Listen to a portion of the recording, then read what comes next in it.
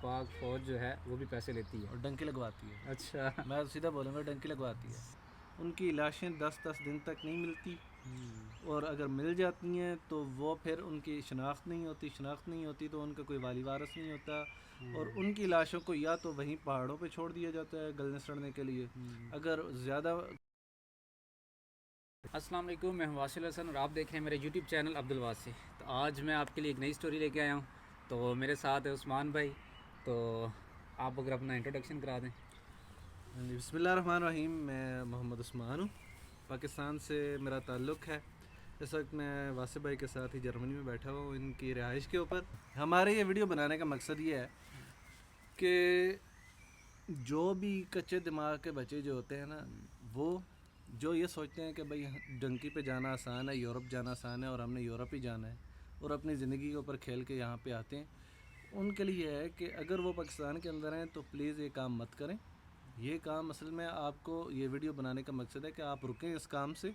اس میں بہت سارے لوگوں کی جانیں گئی ہیں, بہت ساری ماؤں کے بیٹوں کی جانیں گئی ہیں اور ان کی لاشیں تک واپس نہیں گئی.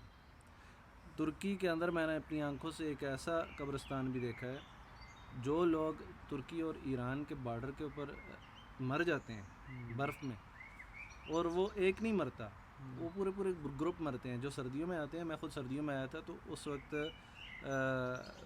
نومبر چل رہا تھا. نومبر میں ہم لوگ تقریباً اتنی ہماری 3 فٹ جو ہے وہ برف تھی, اور اس میں دنس کے ہم چل کے آئے تھے. تو اکثر و بیشتر اس طرح ہوتا ہے. ہماری قسمت اچھی تھی کہ ہم بچ گئے تھے, لیکن جو زیادہ تر ہوتا ہے کہ اس موسم میں طوفانی ہوائیں چلتی ہیں, برفانی طوفان آتے ہیں, اور آپ کو 1 فٹ سے آگے نظر نہیں آتا. تو زیادہ تر لوگ کیا ہوتے ہیں کہ وہاں پہ اپنے قافلے سے بچھڑ جاتے ہیں, کہیں نہ کہیں برف میں گم ہو جاتے ہیں, اور پانی کی کمی کی وجہ سے اور ٹھنڈ کی وجہ سے مر جاتے ہیں. ان کی لاشیں 10 دن تک نہیں ملتی, اور اگر مل جاتی ہیں تو وہ پھر ان کی شناخت نہیں ہوتی تو ان کا کوئی والی وارث نہیں ہوتا, اور ان کی لاشوں کو یا تو وہیں پہاڑوں پہ چھوڑ دیا جاتا ہے گلنے سڑنے کے لیے. اگر زیادہ کہیں آبادی کے قریب ہوں یا میڈیا میں آ جائیں تو ان کو کہیں پہ قریبی جا کے ایک قبرستان ترکی نے بنایا ہوا ہے اور ایک ایران نے بنایا ہوا ہے, اور وہاں پہ قبر کو نام نہیں دیا جاتا, کیونکہ قبر کا جو بندہ ہوتا ہے, وائرس جو قبر کے اندر ہوتا ہے, میت ہوتا ہے, اس کا تو نام ہی نہیں کسی کو پتہ ہوتا. ادھر قبر کا نمبر دیا جاتا ہے, قبر نمبر 608, قبر نمبر 609, اس طرح کا نمبر انہیں دیا جاتا ہے, کیونکہ اس بندے کی صرف قبر نام سے نہیں پہچانی جاتی, صرف نمبر سے پہچانی جاتی ہے. تو یہ ایک بہت بڑا المیہ ہے اگر کوئی بندہ یہ سوچتا ہے. تو ہم 2 بندے بیٹھے ہوئے ہیں, لیکن دونوں کی ڈیسٹینیشن جو تھی وہ تو جرمنی ہے, لیکن یہ ایک الگ راستے سے ہیں, میں ایک الگ راستے سے آیا ہوں, اور ان کو آنے میں 8 گھنٹے لگے اور مجھے آنے میں 3 سال لگے.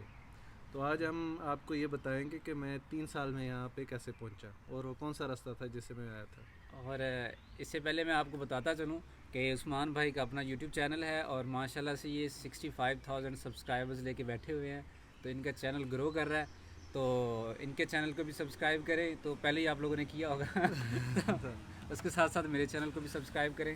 اور بڑی بات ہے کہ انہوں نے ٹائم دیا ہے, ورنہ نارملی جو ہے عثمان بھائی, میں نے آپ کو بتایا تھا اتنے سبسکرائبرز والے جو بندے ہیں نا, وہ میسیج کا رپلائی نہیں کرتے ہوتے. نہیں سر, جزاک اللہ. اللہ بندے کو دیکھیں, عزت ذلت دینے والا اللہ کی ذات ہے, اور بندے کو ڈاؤن ٹو ارتھ ہونا چاہیے. کوئی ہم سب بھائی ہیں, دوست ہیں, ایک دوسرے کو سپورٹ کریں گے. اچھا, سب سے پہلے ہم شروع کرتے ہیں. ایک ٹرم اکثر ہم لوگوں نے سنی ہے, پاکستان میں بڑی مشہور ہے, ڈنکی. جی ہاں. تو اگر بتائیں یہ ہے کیا, کون سا انگلش کا لفظ ہے, کیا ہے؟ اچھا, اس کے بارے میں نا میں آپ کو سٹارٹ سے ہسٹری سے بتانا شروع کروں گا. ڈنکی جو ہے وہ بیسیکلی منڈی بہاؤدین, گجرات, گوجرانوالا, وزیر آباد, سیالکوٹ, اس علاقے کے لوگوں کو تقریباً جو بچہ 10 سال کا ہو جاتا ہے اس کو پتہ چل جاتا ہے کہ ڈنکی کیا چیز ہے. تو ڈنکی ایجاد ویسے پاکستانیوں کی تو نہیں ہے, لیکن کچھ افریقی ممالک سے لوگ جو ہے, یہ لفظ ڈنگی سے نکلا ہے. اور ڈنگی جو ربڑ والی جو بوٹ ہوتی ہے جس میں ہوا بھر کے لوگ پانی میں ڈالتے ہیں, اس کو کہتے ہیں انگلش میں ڈنگی. اور اس میں افریقی ممالک سے, جو عربی افریقی ممالک ہوتے تھے, وہاں سے لوگ غربت سے تنگ آ کے کیا کرتے تھے کہ سمندر ان کے اور یورپ کے درمیان ہوتا ہے تقریباً 400 کلومیٹر 500 کلومیٹر. تو وہ کیا کرتے تھے, اپنی زندگی داؤ پہ لگا کے وہ ڈنگی میں بیٹھتے تھے, 10 بندے, 15 بندے, اور اس کو ہوا پہ چھوڑ دیتے تھے, اور وہ کبھی نہ کبھی کہیں نہ کہیں کسی یورپ کے کنارے جا کے لگ جاتی تھی. تو اس سے اس کو کہا جاتا تھا ڈنگی.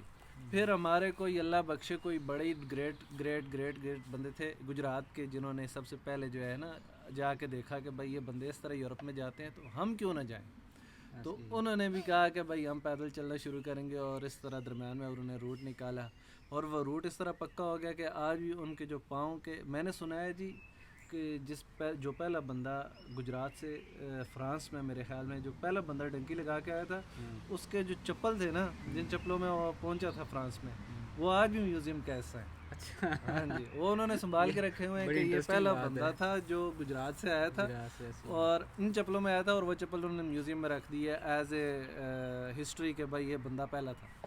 تو یہ ڈنکی ہوتی ہے جناب، اور اس کا روٹ ہوتا ہے وہاں سے بھائی پاکستان سے پہلے لوگ چلتے ہیں، ایران جاتے ہیں، ایران سے جاتے ہیں ترکی سے جاتے ہیں گریس، کچھ گریس جاتے ہیں، کچھ بلغاریہ جاتے ہیں، کیونکہ دونوں سائڈ سے ان کے بارڈر ملتے ہیں.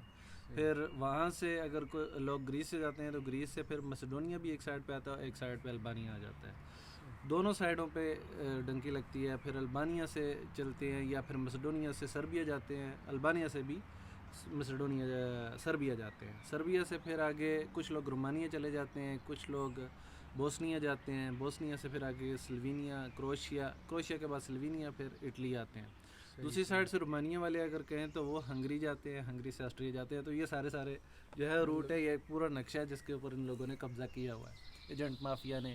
اور لوگ غربت کے مارے جو ہیں وہ اپنے گھر وغیرہ بیچ کے ان رستوں پہ آ رہے ہوتے ہیں.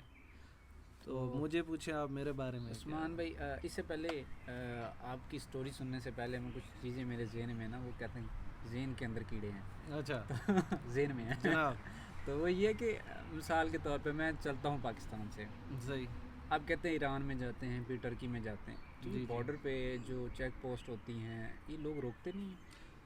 ہاں جی، میرا سفر اس طرح شروع ہوا تھا. جو میں نے چیز دیکھی تھی، یہ سارے کا سارا ایک پلانڈ چیز ہوتی ہے، آرگنائزڈ کرائم ہے یہ، ٹھیک ہے. اور یہ ملینز آف ملین ڈالرز اس کا سالانہ ریونیو ہوتا ہے.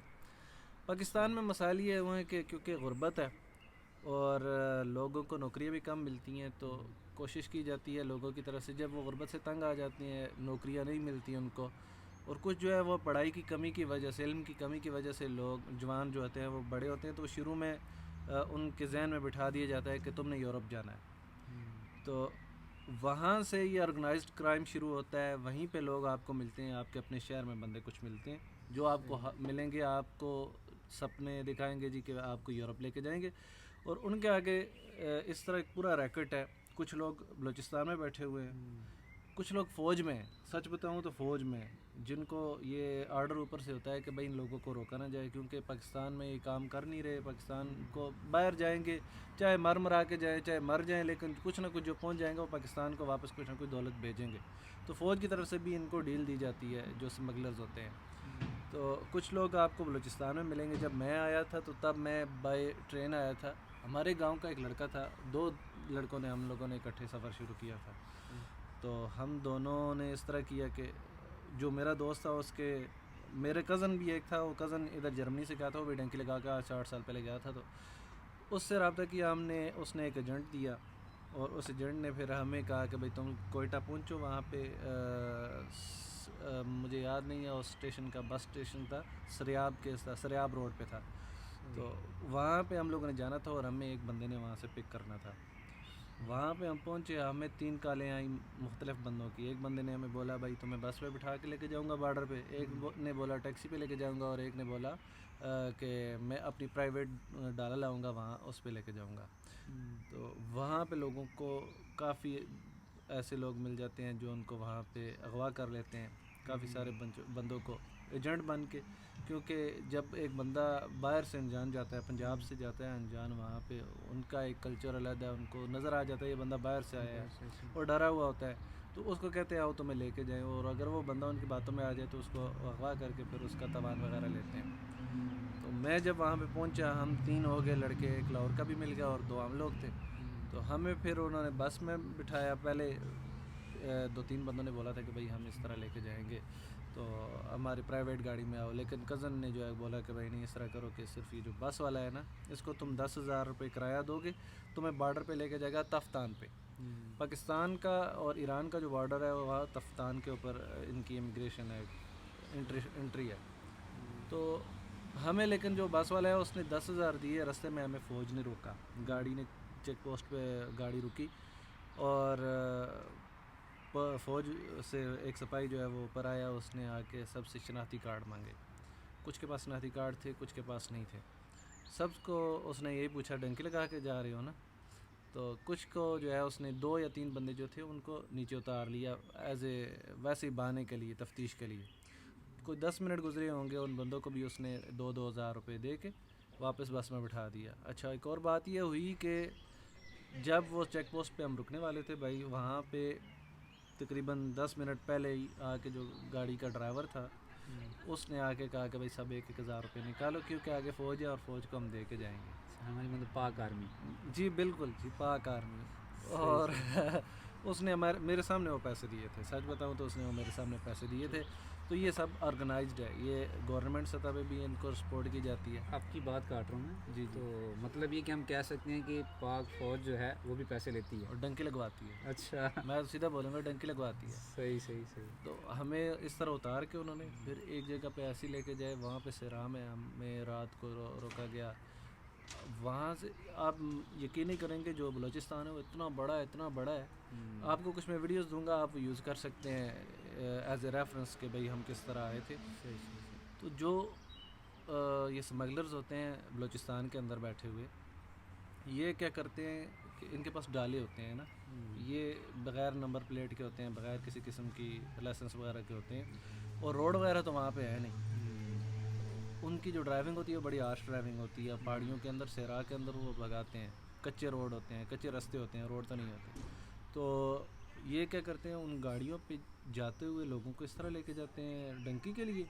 واپسی پہ ایران سے تیل کے کین لاتے ہیں، بڑے بڑے اسمگل کر کے تیل لاتے ہیں، اور وہ واپس آ کے یہاں پہ پاکستان کے اندر بیچا جاتا ہے.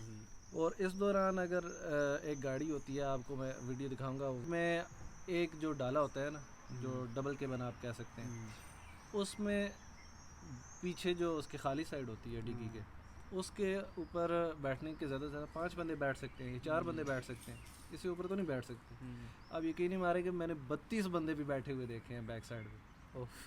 ٹھیک ہے، تو لوگ سفر کرتے ہیں. ہاں وہ کیا کرتے ہیں، ان کا طریقہ یہ ہوتا ہے کہ سائڈوں پہ جو اس کی وہ سائڈ ہوتی ہے نا، اس سائڈ کے اوپر پہلے نا سب کو اس طرح ٹانگے جو ہے وہ باہر، اور بندہ ایسے اندر تھوڑا سا لٹکا ہوتا ہے، آدھا جسم باہر آدھا اندر. سب کو ایسے دائرے میں بٹھائیں گے، پھر اس کے اندر جو ہے وہ ان کو سب کو کھڑا کریں گے جوڑ کے بالکل. پھر وہ بولے گا 1 2 3 5 بشی. ٹھیک ہے، 5 بشی کا مطلب کہ نیچے بیٹھ جاؤ. ٹھیک ہے، جو بیٹھ گیا، جو جہاں پہ اٹک گیا. اس کے بعد وہ گاڑی اتنی آرش چلاتے ہیں. ایک دفعہ میرے ساتھ موت مجھے اس طرح چھو کے گزری ہے کہ اب وہ میں بیک سائڈ پہ بیٹھ گیا اور وہ صحرا میں چلتی ہے گاڑی، تو پیچھے سے ٹائروں سے دھول اڑتی ہے. اتنی دھول اڑتی ہے کہ 5 منٹ کے بعد نا بندہ پہچان میں نہیں آتا یہ کون ہے. بندہ اور بندر برابر ہو جاتے ہیں. مجھے نا وہ پیچھے سے انہوں نے دھکے دینے شروع کیے، دیتے گئے. اپنی جگہ بنانے کے لیے لوگ جان بچانے کے لیے کرتے ہیں. تو میں سب سے پیچھے بیٹھا ہوا تھا، پیچھے والا جو اس کا ڈالا ہوتا ہے اس کے اوپر. مجھے دھکے لگتے آخر کار میرا یہ ہو گیا حال کہ میں نے سوچا اگر اس کے بعد اگلا دھکا ہوا نا، میں نے چلتی گاڑی سے گر جانا ہے. اور گاڑی کی سپیڈ تھی اس وقت تقریباً 80-90 کلومیٹر پر آ. اور اللہ کا کرنا ایسا ہوا، ماں کی دعائیں تھی یا کس کی کچھ نیکی کام میں آ گئی، مجھے اگلا دھکا لگنے سے پہلے ہی گاڑی کا ٹائر پنکچر ہو گیا. ٹھیک ہے، اس کو کہتے ہیں انگلش میں بلیسنگ ان ڈسگائز. ہاں، ورنہ میں گیا تھا اور میرے پیچھے بالکل جڑ کے دوسری گاڑی آ رہی تھی، اور میں نے اگر گر جانا تھا میں پچھلی گاڑی کے ٹائروں کے نیچے گھسنا تھا سیدھا. ٹھیک ہے، اور ہمارے سامنے اس طرح ہوا کہ ہم سے جو پچھلی گاڑی تھی نا، اس کا ڈرائیور تھا، وہ نشے میں ہوتے ہیں، وہ چرس وغیرہ پیتے ہیں اور ان کا اور کوئی کام نہیں ہوتا، یہی کام ہوتا ہے صرف. تو اس نے کیا کیا جناب، اتنی گاڑی آرش چلائی نا کہ اس کو سمجھ نہیں آئی. اس نے نا ایک جگہ پہ اس کو جمپ دلوایا. لڑکوں کو میں نے گیند کی طرح نا پیچھے سے اچھل کے پیچھے سے راہ میں جا کے گرتے دیکھا تھا. ٹھیک ہے، اور انہوں نے ان کو جب وہ گر گئے نا، گاڑی اس وقت 70-80 کلومیٹر کی سپیڈ سے جا رہی تھی، لیکن وہ جنون ایک ہوتا ہے جی ہم نے جانا ہے یورپ. ان کو سب کو انہوں نے واپس اٹھا کے پھر دوبارہ اس گاڑی میں اسی طرح پیک کیا، پیک کر کے پھر دوبارہ سفر پہ لے آئے تھے.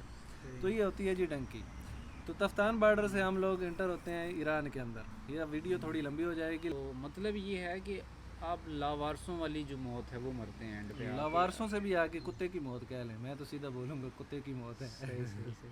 तो आप देख रहे हैं भाई की एक स्ट्रगल है, नो डाउट बड़े मुश्किलों से यहाँ पहुँचे हैं, अल्लाह ताला इनको कामयाब करे, लेकिन उसके पीछे जो दर्दनाक चीज़ें इन्होंने देखी हैं तो वो हम आप बताना आपको मकसद है हाँ। कि आप लोग वो देखें और उसके बाद आप जो है जो लीगल रास्ते हैं उनके ज़रिए आएँ, बजाय ये कि आप इलीगल रास्तों से आएँ और अपनी ज़िंदगी भी ख़तरे में डालें, वालिदैन को परेशान करें।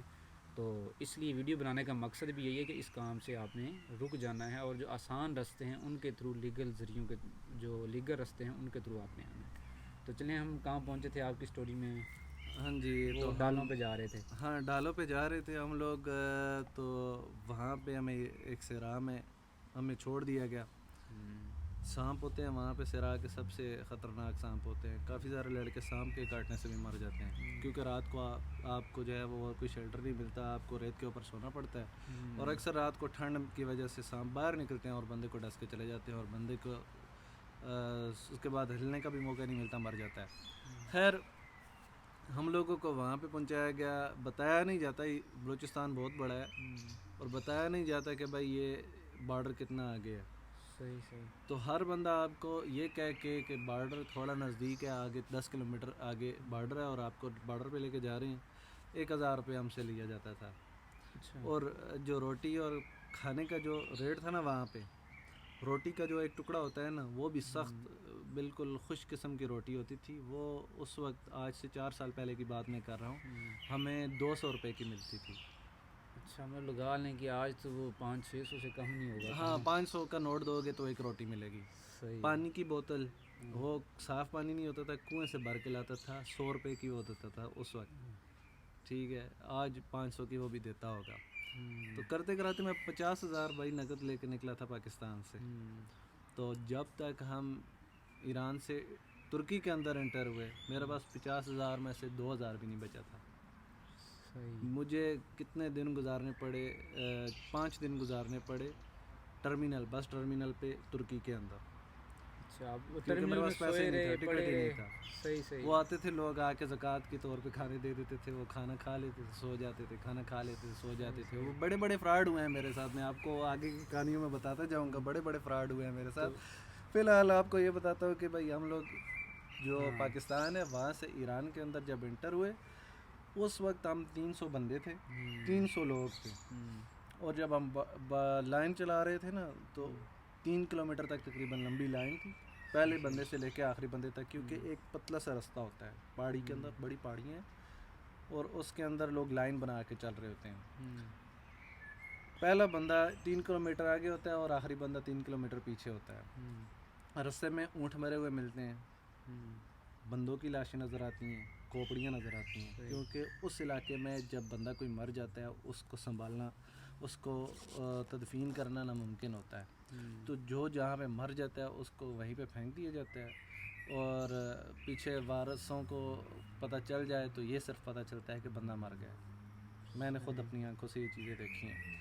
तो वो 300 बंदा हम लोग लगातार पूरी रात चलते रहे। एक दिन तो कुछ लोग रास्ते में गिरे, कुछ लोग पीछे रह गए, कुछ लोग भटक गए, लेकिन अपने ग्रुप के साथ जुड़ के चलना पड़ता है। जब बॉर्डर के पास हम पहुंचे थे, ईरान के, पाकिस्तान और ईरान के बॉर्डर पे, क्योंकि हम लोगों ने तो लीगली पार नहीं किया था, तो हम लोगों ने तो चोरी से पार किया था। वहाँ पे फायरिंग हो गई हमारे ऊपर। जब बॉर्डर क्रॉस कर रहे थे तो उस वक्त ईरानी फोर्सेस ने हमारे ऊपर फायरिंग कर दी। भगदड़ मच गई, लोग इधर से उधर भाग रहे हैं, कोई इधर से उधर भाग रहा है। बड़ी मुश्किल से मैं तो वो हम जो 3 बंदे थे, हम तीनों ने एक ही जहन बनाया हुआ था, या तो मरेंगे तो तीनों इकट्ठे मर जाएंगे, या फिर पहुंचना है तो तीनों पहुंच जाएंगे। तो हम तीनों ने जो है वो अपना एक दूसरे का साथ नहीं छोड़ा था। खैर भगदड़ मची, हम तीनों ने एक दूसरे के हाथ पकड़ के रखे। कुछ लोग पहाड़ियों पे भाग गए, कोई किधर भाग गया, बड़ी मुश्किल से लोग उनको गैदर करके लाए। तो वहाँ से कुछ लोगों को शायद पुलिस ने पकड़ भी लिया था, ईरान वाली ने, लेकिन हम लोग کیونکہ ایک پتہ تھا کہ بھائی یہ بندہ ہمیں لے کے جا رہا ہے. اس وقت تو ہمیں ڈنکر وغیرہ کا تو پتہ ہی نہیں ہوتا تھا, ہمیں تو پتہ تھا رہبر ہے یہ جی, رستہ لے کے جا رہا ہے, امیر ہے. ہاں امیر صاحب ہے. تو ہم تو اس بندے کے پیچھے پیچھے جا رہے تھے, تو جو اس بندے کے پیچھے جا رہا تھا وہ کامیاب تھا. باقی سب جو سائڈوں پہ بھاگ رہے تھے نا ڈر کے, ان کو پولیس نے پکڑ لیا تھا. وہ بڑا ظلم کرتے ہیں جب پکڑ لیتے ہیں. خیر ہم لوگ اس کے پیچھے پیچھے چلتے کامیابی کے سفر پہ پہنچے, اور ہم نے ایران کراس کر کے, بارڈر کراس کر کے ایران میں چلے گئے.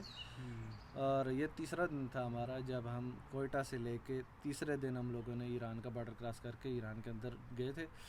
درمیان والے جو 3 دن تھے ہم نے پہاڑیوں میں گزارے. اور ایک واقعہ ایسا بھی ہوا تھا جس میں مجھے بندہ جو ہے وہ گولی مارنے والا تھا, لیکن وہ آپ کو اگلی ویڈیو میں بتاؤں گا کہ بھائی میرے ساتھ کیا ہوا تھا, کیونکہ ویڈیو تھوڑی لمبی ہوتی جا رہی ہے. تو بات یہ ہے کہ ہم وہاں پہ بارڈر پہ پہنچ کے ہم لوگوں نے آرام کیا تھا پہلے تیسرے دن. وہاں سے پھر اگلا سفر ہم نے شروع کیا تھا, تو وہ انشاءاللہ آگے آپ کو بتاؤں گا میں. ہاں, تو ویڈیو لمبی ہوتی جا رہی ہے تھوڑی سی, تو آپ دیکھ لیں گے کتنے واقعات ہوئے ہیں ان کے پاکستان میں چلنے سے لے کر ایران پہنچنے تک. تو اب ایران سے ٹرکی کیسے پہنچے, پھر ٹرکی سے آگے آپ کو بتائیں گے اٹلی اور باقی سربیا, اور وہاں سے ہوتے ہوئے جرمنی کیسے پہنچے. تو آپ ہمارے ساتھ جڑے رہیے, انشاءاللہ آپ کو ان کی پوری سی اسٹوری بتاتے ہیں. تو پھر یہاں پہ اینڈ کرتے ہیں میرا خیال ہے. انشاءاللہ جی, کوئی مسئلہ نہیں, اگلی ویڈیو چلیں انشاءاللہ جلد ہی اگلی ویڈیو میں اپلوڈ کر رہے ہیں.